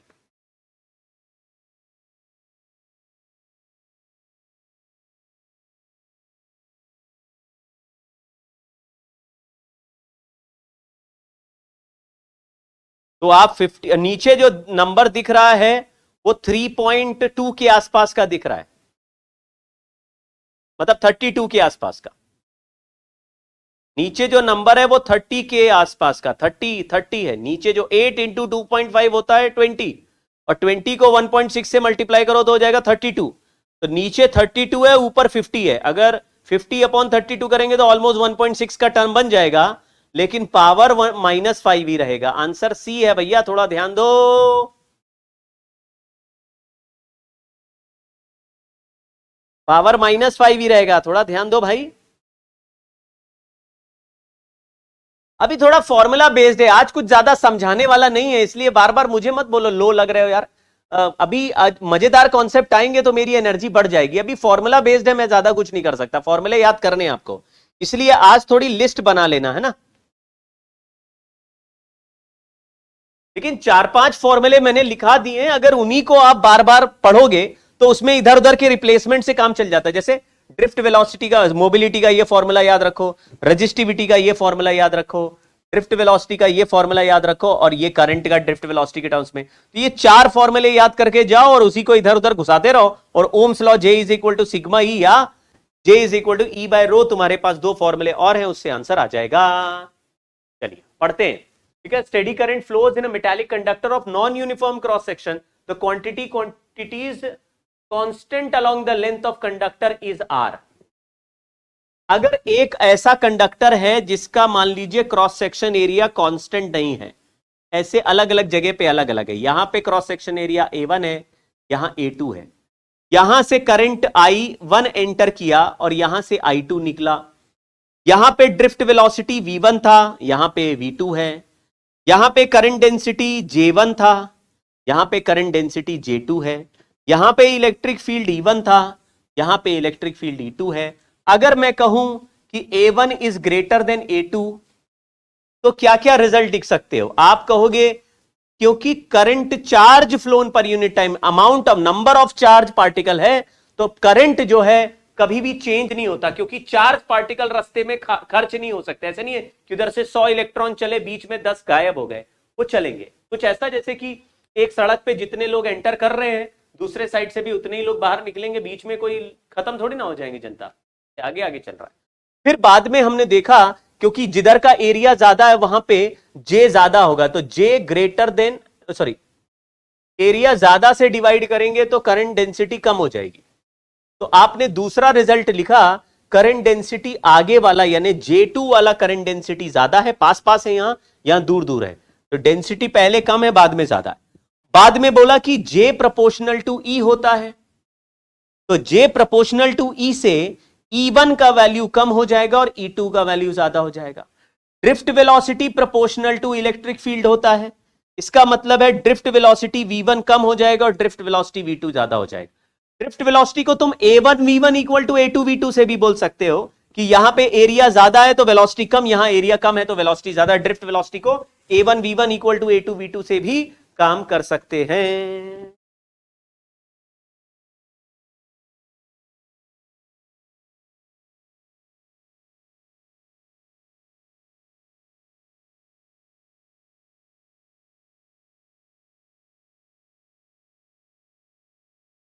हाँ ठीक है, तो आंसर आ गया। अब आगे वाले जो 2 ग्राफ हैं वो कंडक्टर को लेके ओम्स लॉ के हैं। ये कंडक्टर का ग्राफ है, इसको VI ग्राफ कहते हैं, VI ग्राफ। तो मैं क्या करता हूं कंडक्टर के लिए, इसको VI को सॉल्व करता हूं। हमने लिखा था J is equal to sigma E या E बाय रो। J को लिखा I बाई A और E को लिखा V बाय L। अब इसको राइट में भेज दिया तो V का value rho L by A into I आ गया। V एक्चुअली डेल्टा V होना चाहिए, लेकिन हम V कहते हैं उसको, और हमारा दूसरा मैक्रोस्कोपिक ओम्स लॉ बन गया V is equal to IR। Same जो लॉ था पहले वाला, उसी में वैल्यू रिप्लेस करके नया बना दिया, लेकिन ये पूरे वायर के लिए काम करेगा। मतलब अगर एक रेजिस्टेंस R है, एक वायर है जिसके वैल्यू को रेजिस्टेंस R हम कह रहे हैं, उसमें अगर करंट आई है तो V उसका पोटेंशियल डिफरेंस है, पोटेंशियल नहीं है, पोटेंशियल डिफरेंस है। तो ये डेल्टा V होना चाहिए था, लेकिन हम उसको V ही कह रहे हैं। R क्या है? R एक इलेक्ट्रिकल रेजिस्टेंस हो गया जिसका formula rho L by A है। अगले स्लाइड में इसको हम डिटेल में डिस्कस करेंगे, रो L बाई। तो मैंने देखा कि रो रजिस्टिविटी मटेरियल पे डिपेंड करता है, ये चेंज नहीं होता। लेंथ और एरिया हम बनाएंगे, वो चेंज नहीं होगा। तो ये चीजें कांस्टेंट हो गई कंडक्टर के लिए। तो यहां पे जो स्लोप बनेगा वो tan थीटा का वैल्यू 1/r हो जाएगा। आप ध्यान से देखना, ये ग्राफ I और V का बनाया है। ये ग्राफ में बोल रहा है कि जैसे जैसे वोल्टेज बढ़ाओगे वैसे वैसे करंट बढ़ता चला जाएगा लीनियरली।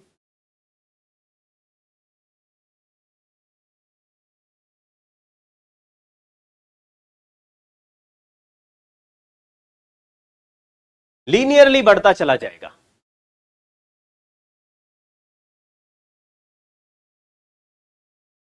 दूसरा ग्राफ हमने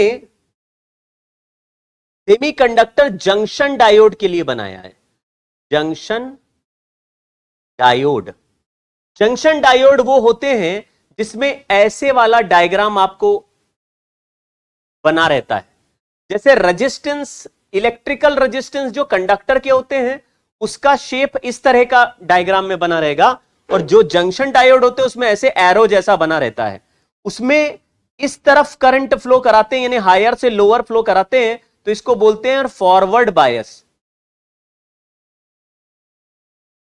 और उल्टा जब चलते हैं तो बोलते हैं रिवर्स बायस। उसका ग्राफ है, ये फॉरवर्ड बायस है, वोल्टेज बढ़ा रहे हैं फॉरवर्ड बायस, और इस तरफ वोल्टेज अपोजिट में बढ़ा रहे हैं, इसको बोल रहे हैं रिवर्स बायस। फॉरवर्ड बायस में करंट इंक्रीज होगा, एक पॉइंट के बाद इंक्रीज होने लगेगा तो लगातार इंक्रीज होगा, और रिवर्स बायस में करंट जीरो रहता है और अचानक करंट सडनली इंक्रीज होता है और बिल्कुल ऐसे स्ट्रेट लाइन ग्राफ आ जाता है। तो आप ग्राफ बना लो, क्योंकि एक आध बार सवाल में ग्राफ ही पूछा, 3-4 ग्राफ में कंपैरिजन करके पूछ लिया कौन सा वाला ग्राफ कंडक्टर का है और कौन सा वाला ग्राफ है। पॉज हो गया, अरे भाई पॉज क्यों हो गया? हेलो हेलो,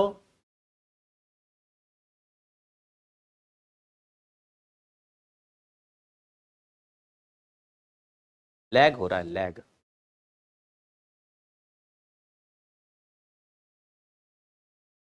पॉज हो गया, लैग हो गया, क्या हो गया?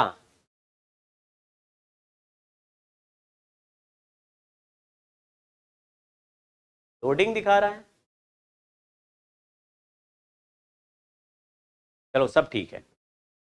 अब हमने कहा कि अगर ये ग्राफ थोड़ा सा दिमाग में रखना भाई, आपको 2-3 ग्राफ दिए रहेंगे तो आप घबराना नहीं। अलग अलग टाइप के कंडक्टर का अलग अलग होता है, ऐसा सबके लिए रूल नहीं है कि वोल्टेज बढ़ाने से करंट बढ़ेगी।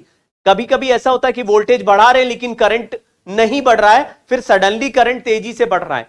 ऐसे सिचुएशन में रेजिस्टेंस कांस्टेंट नहीं है, ऐसे सिचुएशन में रेजिस्टेंस को बोलते हैं डायनामिक रेजिस्टेंस।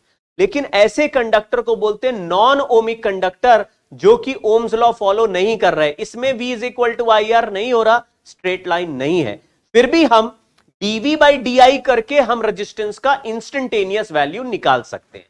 मैंने जो बोला उसको मतलब समझना। अगर यहां पे किसी पॉइंट पर वोल्टेज और करंट का वैल्यू दे दे तो उसका रेशो निकाल के इस पॉइंट पर रेजिस्टेंस का वैल्यू बता सकते हैं कि इस समय रेजिस्टेंस इतना है।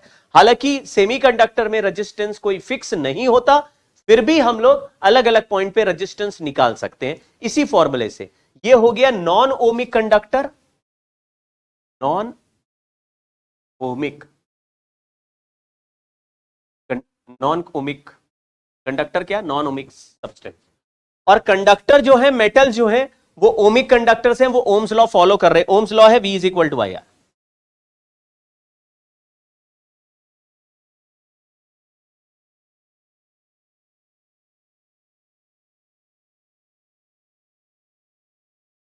ठीक है, अब जरा रेजिस्टेंस R के बारे में बात कर लेते हैं। इलेक्ट्रिकल रेजिस्टेंस है, मान लीजिए एक ऐसा मटेरियल है जिसका रेजिस्टिविटी रो है। रो का वैल्यू हमने देखा था m/n² टाउ।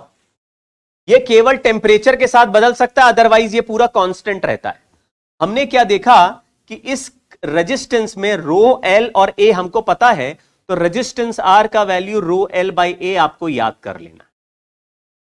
रेजिस्टेंस एक बार निकल आया तो वो चेंज नहीं होगा, क्योंकि वो 3 चीजों पे डिपेंड करता है, शेप, साइज एंड मटेरियल।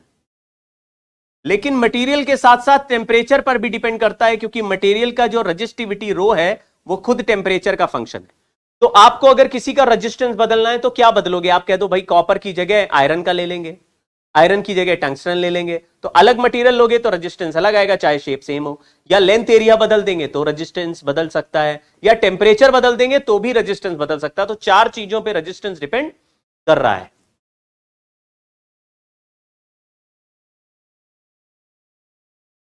ए उसका क्रॉस सेक्शन एरिया है और L वो लेंथ है जिसके अलोंग करंट फ्लो करेगा।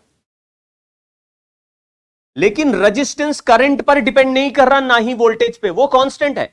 लेकिन अगर करंट फ्लो करेगा तो जिस लेंथ को कवर करेगा वो लेंथ L है, और जिस क्रॉस सेक्शन एरिया से परपेंडिकुलरली करंट एंटर करेगा वो ए है। तो आपको ए और एल पहचानना है। अगले सवाल में देखिए कि क्या हम करेंगे, इसमें क्या चेंजेस हैं। इलेक्ट्रिकल रेजिस्टेंस, जैसे इस सवाल में जरा ध्यान से देखते चलना, एक क्यूबॉइडल ऑब्जेक्ट है, cross section area A2A and 4A, A2A and 4A। फिर लिखा है resistance across AB is X, resistance across CD is Y, resistance across EF is Z। Then relation बताना है कौन सा रेजिस्टेंस ज्यादा कौन सा कम है। आपको पता है कि रेजिस्टेंस लेंथ के प्रोपोर्शनल होता है और एरिया के इनवर्सली प्रोपोर्शनल होता है। इसका मतलब जहां पे लेंथ सबसे ज्यादा होगा वो रेजिस्टेंस सबसे ज्यादा होगा, और जहां पे लेंथ सबसे कम होगा वहां पे सबसे कम आएगा वो। तो हमने बोला अगर हम ए बी के अक्रॉस निकालें तो हमारा आंसर आएगा रो एल, एल की जगह लिखेंगे 4A बाय ए की जगह लिखेंगे ये वाला एरिया जो ये छोटा क्रॉस सेक्शन एरिया है। अब A2A 4A में से 4A अगर लेंथ हो गया तो A इंटू 2A एरिया हो गया, तो 2A स्क्वायर हो गया। ए बी वाले रेजिस्टेंस को मैंने x बोला है तो ये x का वैल्यू आ गया। ऐसे ही सी डी वाले रेजिस्टेंस का वैल्यू निकाले तो C ऊपर है D नीचे है, उसका जो थिकनेस है वो A है उसके अक्रॉस। जैसे C से D चल के आओगे तो ये वाला डिस्टेंस करंट ट्रैवल करेगा A वाला, तो रो A अपॉन, अगर A हमारा लेंथ हो गया तो ये एरिया हो गया 8A स्क्वायर। तो इसको अगर कंपैरिजन करें तो x अपॉन आई थिंक 16 हो जाएगा।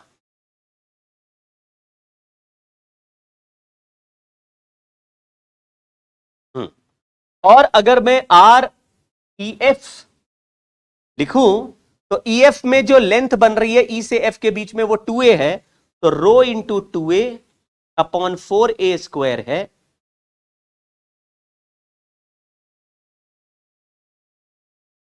तो ये 2 था 1/2 है, x/4 हो गया।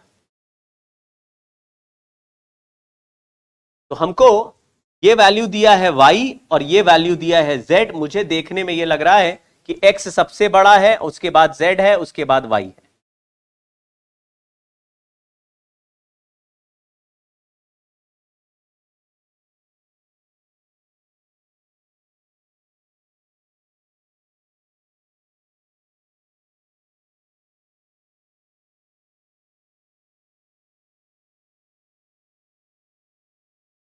Very good.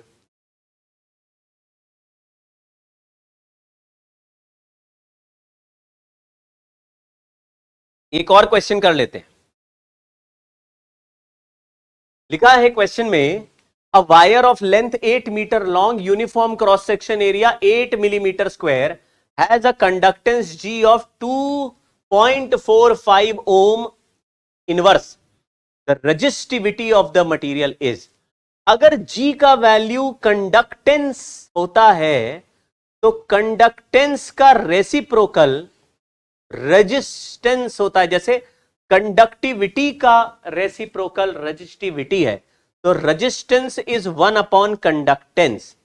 तो इसीलिए इसको 1/G का वैल्यू रो एल बाई ए कर देंगे तो रो का वैल्यू आ जाएगा। तो रो इज इक्वल टू, ऊपर गया नीचे गया, तो ए अपॉन एल। ए का वैल्यू है 8 मिलीमीटर स्क्वायर को लिख दिया 10⁻⁻⁶ अपॉन रो, सॉरी लेंथ का वैल्यू हुआ 8 मीटर, जी का वैल्यू हुआ 2.45। इससे कुछ आंसर आ जाएगा। क्या आंसर आया? सारे नंबर बहुत दूर दूर हैं इसलिए तुरंत आंसर आ जाएगा। सवाल नोट नहीं करना, केवल सवाल सॉल्व करने की कोशिश करो क्लास में मेरे साथ।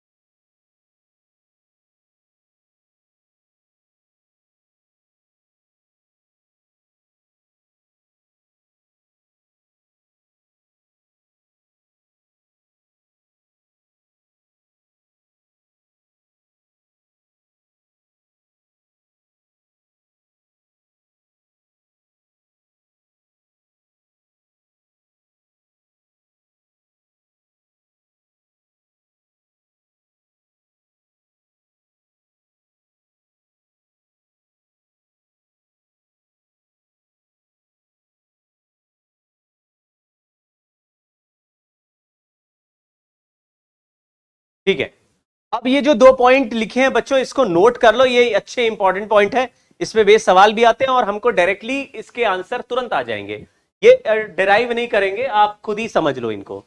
Length of wire is stretched to increase its length n times the resistance becomes n square times. अगर किसी वायर का लेंथ इंक्रीज करके रेजिस्टेंस बदलने की कोशिश करोगे तो वायर का जो क्रॉस सेक्शन एरिया है वो कम हो जाएगा और वॉल्यूम कंजर्व करके नया लेंथ निकल आएगा। मतलब नया लेंथ बनाएंगे n टाइम्स तो एरिया हो जाएगा n टाइम्स कम। तो रेजिस्टेंस का फॉर्मूला निकालेंगे तो पहले वाले से n स्क्वायर टाइम्स आ जाएगा, क्योंकि लेंथ n टाइम्स बढ़ गया, एरिया n टाइम्स कम हो गया। तो इसका रेजिस्टेंस अगर r है और इसका रेजिस्टेंस r डैश है तो r डैश का value n square into r। अगर बोलता है लेंथ डबल कर दी तो रेजिस्टेंस 4 टाइम्स हो जाएगा। तो लेंथ ऑफ वायर, ये पहला पॉइंट हो गया। दो तरह का लेंथ चेंज करते हैं। Length of wire stretched to increase its length n%, the resistance increases to n%, n is very small, small भी क्या, very small, यानी लेस देन 5%। अगर किसी ने बोला लेंथ 1% इंक्रीज कर दिया या 2% इंक्रीज कर दिया, 1% इंक्रीज कर दिया लेंथ, तो फिर 2% चेंज कर दो, 2n%। 1% इंक्रीज कर दिया लेंथ तो 2n% चेंज कर दो। तो आपको क्या बोलना है कि percentage change in resistance is twice into percentage change इन।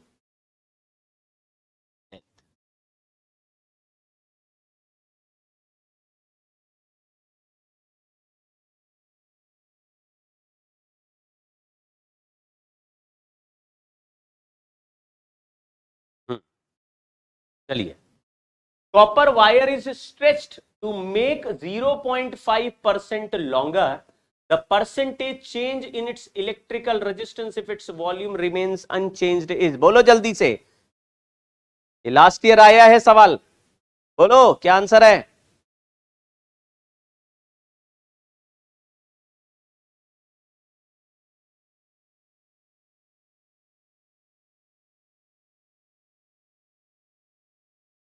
चलो एक और क्वेश्चन करते हैं।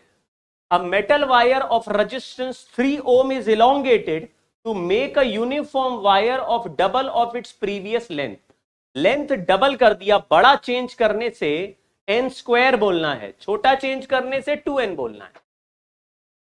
3 का डबल लेंथ करेंगे तो 4 टाइम्स रेजिस्टेंस हो जाएगा। New wire is now bent and its end joint to make a circle. अब हमारे पास 3 ओम का रेजिस्टेंस बदल के 12 ओम का रेजिस्टेंस हुआ और उसका एक सर्कल बना दिया। इस सर्कल के 2 पॉइंट पकड़ लिए जिनके बीच में 60 डिग्री है, तो इसके पीछे 300 डिग्री हो रहा होगा। बोल रहा है इक्विवेलेंट रेजिस्टेंस है, इन दोनों पॉइंट्स के बीच में बताना है। अगर हम इन दोनों पॉइंट्स को टर्मिनल बोले तो R1 और R2 दो रेजिस्टेंस पैरेलल में हो गए, R1 and R2 in parallel. और जब दो रेजिस्टेंस पैरेलल में हो तो इफेक्टिव रेजिस्टेंस का formula R1 R2 upon R1 plus R2 हो सकता है। लेकिन ये पूरा वायर 12 ओम रेजिस्टेंस का है, तो 60 डिग्री वाला जो पार्ट है वो इसका 1/6 होगा, यानी 2 ओम होगा, और 300 डिग्री का पार्ट जो है उसका 5/6 होगा, यानी 10 ओम होगा। या आप बोलो 60 डिग्री और 300 डिग्री का एंगल का रेशियो 1:5 है, तो लेंथ का भी रेशियो 1:5 होगा, तो जो रेजिस्टेंस है उसका रेशियो भी 1:5 होगा। अब 12 ओम को 1:5 में डिवाइड कर दो तो 2:10, 2 ओम और 10 ओम, यानी एक रेजिस्टेंस 2 ओम का और दूसरा 10 ओम का है, तो R1 R2 upon R1 plus R2, ऊपर है 20 नीचे है 12, 4 से डिवाइड करो 5/3।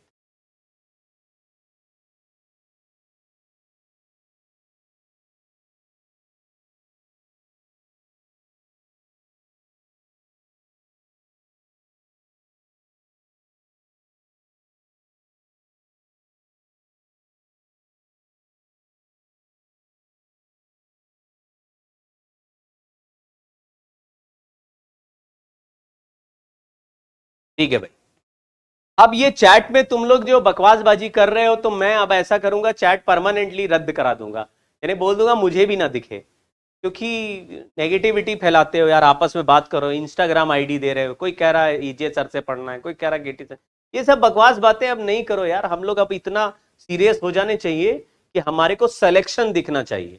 अभी भी सिलेक्शन या आईआईटी का दरवाजा नहीं दिख रहा, अच्छे कॉलेज का दरवाजा नहीं दिख रहा है, तो फिर क्लास अटेंड करने का कोई फायदा नहीं। आप कुछ मजे करो यार, खेलो कूदो, यार क्या फायदा हुआ। तो जो पढ़ रहे हैं उनको पढ़ने दो, क्योंकि मैं अभी देख रहा हूं कि कम से कम आप में से 100 ऐसे बच्चे हैं, मैं गारंटी बोल रहा हूं, जिनका बहुत जबरदस्त सिलेक्शन होगा, बहुत अच्छे रैंक आएंगे। और बहुत लोगों के मुंह पे एक थप्पड़ लगेगा उस समय जब आप लोगों के रैंक देखेंगे, तब बोलेंगे यार ये हमारी क्लास में बैठा हुआ बच्चा कैसे सेलेक्ट हो गया, हम भी तो साल भर पढ़ रहे थे, हम नहीं हुए। क्योंकि उस टाइम आप चैटबाजी कर रहे थे, बकवास कर रहे थे।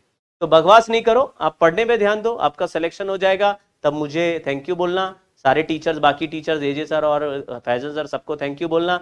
और मिल गए तो मिठाई खिला देना, और आओगे तो हम भी मिठाई खिलाएंगे और पार्टी करेंगे, फिर देखना हमारा डांस। तब तक के लिए नमस्कार।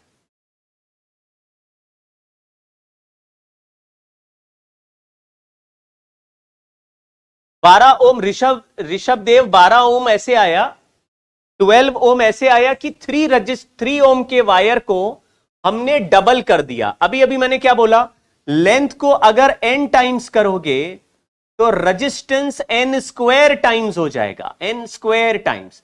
ये तब जब लेंथ बड़ा चेंज कर रहे हैं। अगर बहुत स्मॉल चेंज कर रहे हैं तो 2n बोलना है, और बड़ा कर रहे हैं तो n स्क्वायर। डबल तो बड़ा चेंज है, तो डबल n स्क्वायर मतलब 4 टाइम्स रजिस्टेंस हो जाएगा।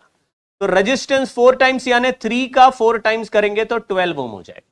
ठीक है, बाकी कल के क्लास में यानी नेक्स्ट क्लास में ये चैप्टर बहुत ज्यादा मजेदार हो जाएगा, इसलिए नेक्स्ट क्लास में आप बहुत कमर कस के आइएगा, आपको मजा आ जाएगा। Bye bye.